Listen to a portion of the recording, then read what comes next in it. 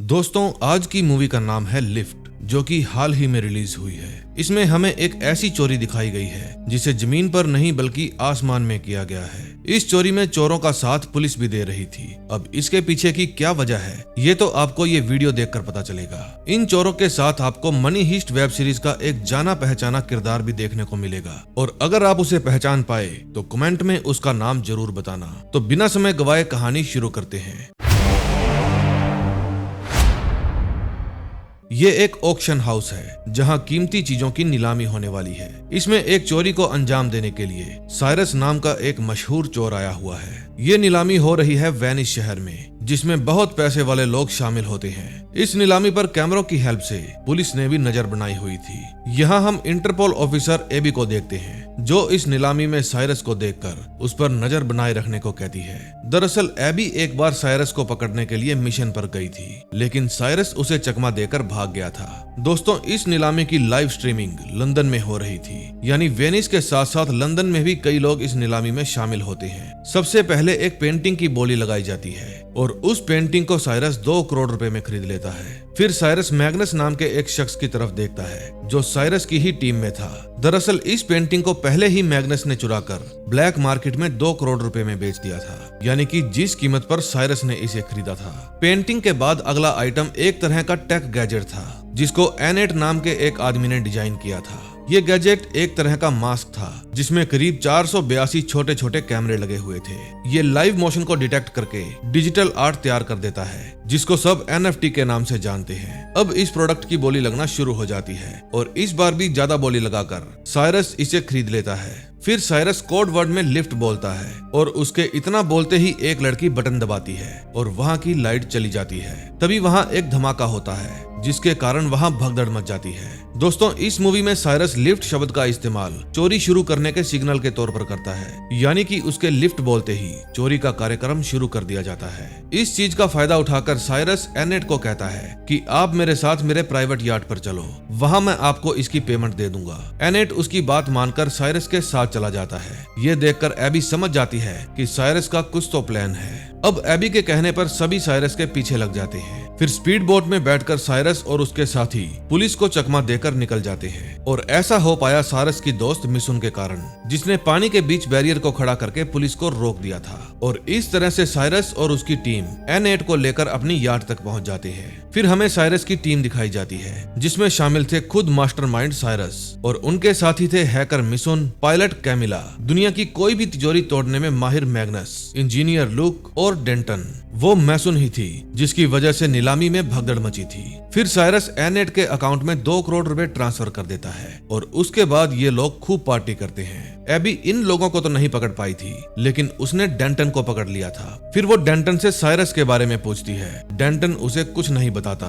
फिर एबी उसे कहती है कि जो पेंटिंग साइरस ने चोरी की थी, उसका इल्जाम भी मैं तुम पर डालकर तुम्हें पूरी जिंदगी के लिए अंदर करा दूंगी। उसकी ये धमकी काम कर जाती है। फिर डेंटन कहता है कि अगर साइरस को पकड़ना चाहती हो तो हमें लंदन जाना होगा। दूसरी तरफ जब एनेट उठता है तो वो न्यूज देखता है, जिसमें बताया जा रहा था कि एनेट को कुछ लोगों ने किडनैप कर लिया है। फिर जब इस बारे में एनेट साइरस से पूछता है तो वो बताता है कि क्या तुम्हें लगता है हमने तुम्हें किडनैप किया है? ऐसा बिल्कुल नहीं है, बल्कि तुम तो हमारी प्लानिंग का हिस्सा हो। तुम जानते हो, जब मोनालिसा की मशहूर पेंटिंग को चोरी किया गया था तो उसकी कीमत रातों रात आसमान छूने लगी थी। यही चीज तुम्हारी कला के साथ होगी। इस वक्त ब्लैक मार्केट में इसकी कीमत करीब 8 करोड़ रुपए हो चुकी है, जिसे हम आपस में बांट लेंगे। ये बात सुनते ही एनेट साइरस के साथ हाथ मिला लेता है। दूसरी तरफ एबी लंदन के इंटरपोल ऑफिस में जाती है और वहां जाकर ऑफिसर हैक्सले से मिलती है, जो उसे लार्स नाम के एक माफिया के बारे में बताता है, जिसने पिछले महीने ही इस शहर को डुबो दिया था और स्टॉक मार्केट में उथल पुथल ला दी थी, और इससे उसने उसमें काफी पैसे कमाए। इस काम में लार्स का साथ लेवाइथन देती है, जो पैसों के बदले शहर को डुबाने का काम करती है। दरअसल शहर में बाढ़ आने के कारण शेयर मार्केट गिरावट में आ जाती है, और इस गिरते हुए मार्केट से लार्स पैसे बनाता है। इस बार बारी थी वेनिस शहर की।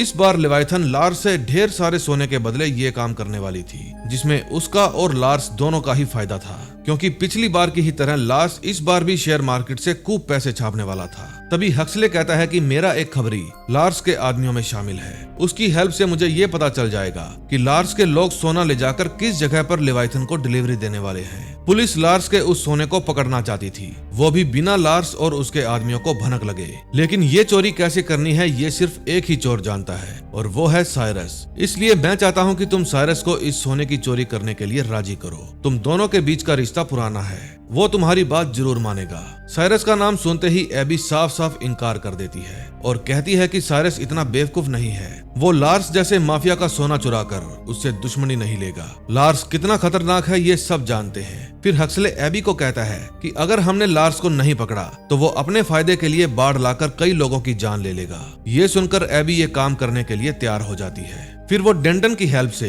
साइरस से मिलती है। दरअसल ये दोनों एक दूसरे को पहले से जानते थे।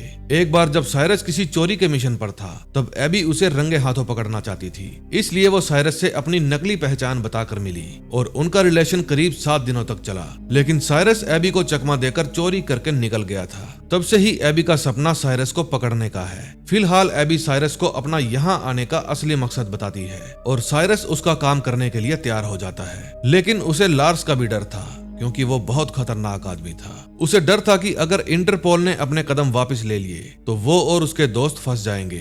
फिर साइरस अपनी एक शर्त बताता है कि एबी भी इस चोरी में उसकी टीम का हिस्सा बनेगी, लेकिन एबी इनकार कर देती है। फिर साइरस उसे सोचने के लिए 24 घंटे का वक्त देता है। फिर काफी सोचने के बाद वो साइरस की टीम में शामिल होने के लिए मान जाती है। अब शुरू होता है उनका असली प्लान। एबी बताती है कि सोने को पहले एक ट्रक में लोड किया जाएगा और उसके बाद उसे एक प्लेन के अंदर लोड किया जाएगा। प्लेन के जरिए सोना ज्यूरिक पहुंचाया जाएगा और वहां से सोना पहुंचेगा लार्स की प्रॉपर्टी पर। फिर उसके बाद सोने को लेवाइथन के पास पहुंचा दिया जाएगा।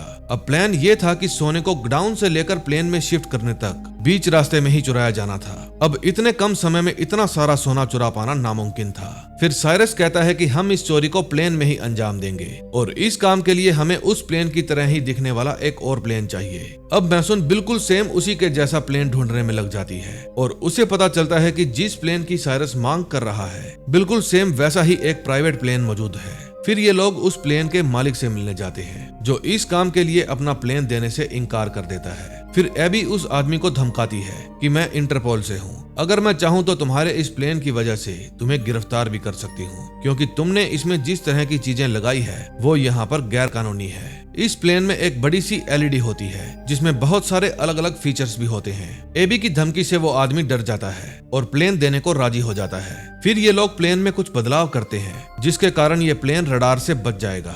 अब अगला काम था मैसून का। अब उसे ऐसा डिवाइस बनाना था जिससे इन दोनों ही जहाजों का जीपीएस एक हो जाए ताकि एयर ट्रैफिक कंट्रोल सिस्टम में दूसरा वाला प्लेन दिखाई ना दे। इस काम में एक समस्या थी। मैसून बताती है कि मैं ऐसा डिवाइस बना तो लूंगी लेकिन जब तक ये दोनों प्लेन एक दूसरे के साथ कनेक्ट नहीं हो जाते तब तक ये प्लेन दो ही दिखाई देंगे और इसके लिए हमें एयर ट्रैफिक कंट्रोल सिस्टम में एक आदमी की जरूरत पड़ेगी जो इस चीज को नजरअंदाज करके हमारा साथ देगा। एबी कहती है मैं एक आदमी को जानती हूँ, उसका नाम हैरी है। फिर एबी और साइरस हैरी से मिलने जाते हैं। हैरी एक विकलांग था। वो कहता है कि इस काम में काफी खतरा है और ये चोरी भी तुम लोग लार्स से कर रहे हो, वो तुमको छोड़ेगा नहीं। एबी के लाख समझाने पर भी वो राजी नहीं होता। फिर साइरस उसे कहता है कि मैं तुमको $2 लाख दूंगा। अब डॉलर का नाम सुनकर हैरी फटाफट मान जाता है। अब सब काम सेट था, बस इन्हें चोरी की तैयारी करनी थी। लेकिन चोरी से एक दिन पहले साइरस अपने साथियों को कहता है कि अगर कोई भी जाना चाहता है तो जा सकता है क्योंकि अगर हम पकड़े गए तो लार्स किसी को भी जिंदा नहीं छोड़ेगा। लेकिन उसके साथी कहते हैं कि बिना किसी जोखिम के काम करने में मजा ही नहीं आता, हम कहीं नहीं जाने वाले। यह सुनकर साइरस कहता है ठीक है, फिर अगले 10 दिन के अंदर सब कुछ तैयार कर लो। फिर मैग्नस बताता है कि मेरी एक समस्या है, जमीन पर तो मैं अपनी लेजर लाइट के जरिए कोई भी ताला तोड़ सकता हूँ लेकिन प्लेन के अंदर ये मुमकिन नहीं होगा क्योंकि इस काम के दौरान लाइट स्थिर होनी चाहिए। प्लेन हिलता रहेगा तो ये काम मुश्किल हो जाएगा। फिर साइरस कहता है कि मैं तुम्हारे लिए एक स्टेबल प्लेटफॉर्म का इंतजाम करूंगा। अब मैसून भी उस डिवाइस को बनाकर तैयार कर लेती है। वो कहती है कि ये डिवाइस काफी बड़ा है और किसी बम की तरह दिख रहा है, एयरपोर्ट में इसको ले जा पाना मुश्किल होगा। फिर एबी कहती है कि तुम लोग इसके टुकड़े करके सब लोगों में बांट दो, फिर सब लोग इन टुकड़ों को बाथरूम में पहुंचा देंगे और वहां हम इनको जोड़कर डिवाइस तैयार कर लेंगे। ये आइडिया काफी सही था। फिर मैसून ऐसा ही करती है। अब वो दिन आ जाता है जब इनको प्लेन में चढ़ना था। ये लोग प्लेन में बैठ जाते हैं लार्स के कुछ लोग भी इसी प्लेन में थे, जो कि 3 इकोनॉमी क्लास में और 2 बिजनेस क्लास में थे। अभी तक ल्यूक यहाँ नहीं आया था। जब साइरस कॉल करता है तो वो बताता है कि मुझे सही नहीं लग रहा, इसलिए मैं इस चोरी में शामिल नहीं हो सकता। इस प्लेन में सोना नीचे की तरफ था और इसी के साथ ये प्लेन उड़ान भरता है। अब इस प्लेन के साथ साथ कैमिला दूसरे वाला प्लेन भी उड़ाती है। वो बहुत ही अच्छी पायलट थी। फिर थोड़ी देर बाद मैग्नस जाकर इकोनॉमी क्लास के बाथरूम में जीपीएस डिवाइस के टुकड़ों को रख देता है। अब ल्यूक नहीं आ रहा था तो उसकी जगह पर डिवाइस को जोड़ने का काम एबी करती है। वो इकोनॉमी क्लास के बाथरूम से उन डिवाइस के टुकड़ों को ले जाकर बिजनेस क्लास के बाथरूम में ले जाती है और वहां उसे जोड़ने की कोशिश करती है। अब जब वो डिवाइस को लगा ही रही थी तो प्लेन में झटके की वजह से वो डिवाइस नीचे गिर जाता है। यह देखकर एबी वहां साइरस को बुलाती है। फिर दोनों मिलकर उस डिवाइस को वापस जोड़ने लगते हैं। इस दौरान लार्स के आदमी बाथरूम को खोलने के लिए कहते हैं क्योंकि ये लोग काफी देर से अंदर थे।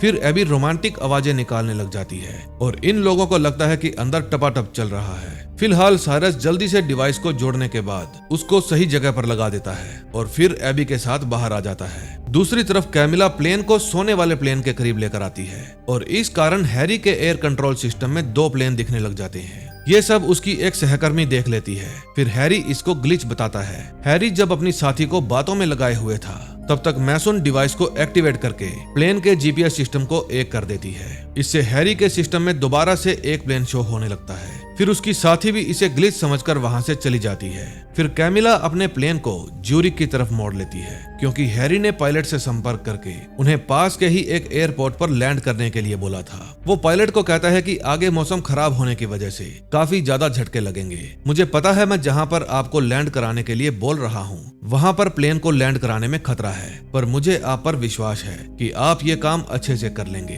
पायलट हैरी की बात मानकर अपना रास्ता बदल लेता है। तभी प्लेन के दूसरे हिस्से में हम मैग्नस को देखते हैं जो कि एक लॉकर को खोलने में लगा हुआ था क्योंकि सोना इसी के अंदर था। तभी लार्स के आदमियों को शक हो जाता है। अब वे भी बंदूक को कई टुकड़ों में लेकर आए थे। फिर वे जल्दी से गन को असेंबल करते हैं और मैग्नस की तरफ जाने लगते हैं। फिर साइरस और एबी उनको रोकते हैं और उनके बीच काफी फाइट भी होती है। साइरस और एबी उन लोगों को मारने में कामयाब हो जाते हैं, पर बाकी के जो 3 गुंडे थे वे मैग्नस और एबी को गन पॉइंट पर ले लेते हैं। अब सोना चोरी होने से पहले ही ये लोग पकड़े गए थे। तभी पायलट प्लेन को एक बर्फ से ढके हुए एयरपोर्ट पर लैंड करवाता है। वहां प्लेन को इतना नुकसान तो हो ही जाता है कि वो अब उड़ नहीं पाएगा, लेकिन प्लेन में मौजूद सब लोग सुरक्षित थे। अब प्लेन ज्यूरिक की बजाय कहीं और ही उतर गया था और ये देखकर लार्स एकदम से बौखला जाता है। फिर वो ऑर्डर देता है कि जो भी मेरे सोने को चुराना चाहता है मैं उसे मार दूंगा। तभी इसी जगह पर कैमिला भी अपना प्लेन लेकर आ जाती है। उस प्लेन को देखकर लार्स के आदमी अपना सोना दूसरे प्लेन में शिफ्ट करने की सोचते हैं। फिर कैमिला कहती है कि मेरा प्लेन इतने सारे वजन को नहीं संभाल पाएगा,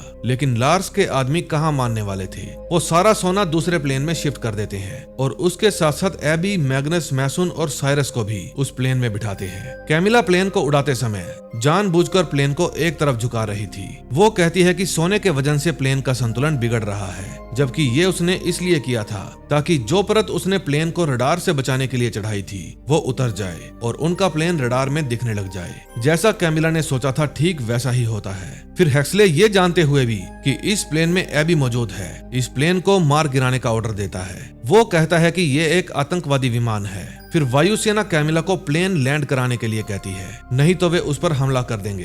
तभी लार्स के आदमी कैमिला को कहते हैं कि तुम उन्हें कोई भी जवाब मत देना वरना हम तुम्हें मार देंगे। फिर कैमिला विमान की एलईडी पर वायुसेना को एक संदेश दिखाती है जिसमें लिखा था कि इस प्लेन में नागरिक हैं और प्लेन को हाईजैक किया गया है। यह देखकर एयरफोर्स अपना रास्ता बदल लेती है। दूसरी तरफ लिवाइथन और लार्स सोने के पहुंचने का इंतजार कर रहे थे।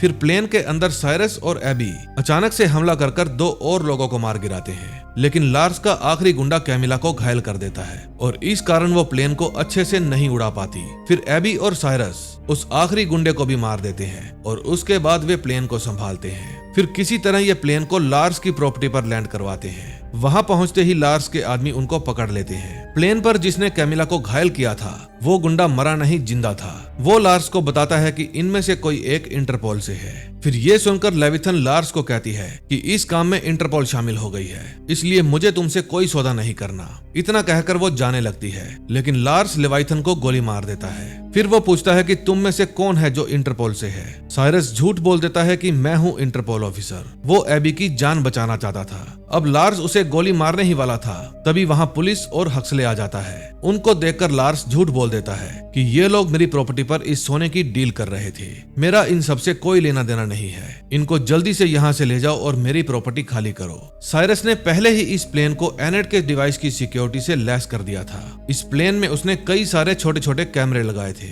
फिर वो प्लेन की एलईडी स्क्रीन पर पुलिस को कुछ देर पहले का वीडियो दिखाता है, जिसमें साफ साफ दिख रहा था कि लार्स लेविथन को गोली मार रहा है। यह देखकर पुलिस लार्स को गिरफ्तार कर लेती है। फिर जब एबी को पता चलता है कि ये जानते हुए भी कि मैं इस प्लेन में हूँ, हक्सले ने ही एयरफोर्स को प्लेन उड़ाने का ऑर्डर दिया था, तो वो उसे एक जोर का थप्पड़ देती है और खुद इंटरपोल को छोड़ने का फैसला लेती है। फिर वो साइरस के पास जाकर उसकी टीम में शामिल हो जाती है। फिर जब ये लोग एक दूसरे से मिलते हैं तो वहाँ पर कहानी के एक और ट्विस्ट का खुलासा होता है, और ट्विस्ट ये था कि साइरस ने ही ल्यूक को प्लेन में आने से मना किया था, क्योंकि उसे नीचे से ही सब कुछ मॉनिटर करना था। अब उन्होंने प्लेन के अंदर नकली सोना भी रख दिया था। फिर मैग्नस ने उस नकली सोने को असली सोने की जगह रख दिया। अब बात करें असली सोने की, तो वो मैग्नस ने नीचे गिरा दिया था, और इसी को ट्रैक करने का काम ल्यूक का था, जो कि पानी के अंदर था। साइरस एक बटन दबाकर उसमें से सोने को बाहर निकालता है। उधर हेक्सले नकली सोना देखकर एकदम से बौखला जाता है, लेकिन वो बेचारा कुछ कर नहीं पाता।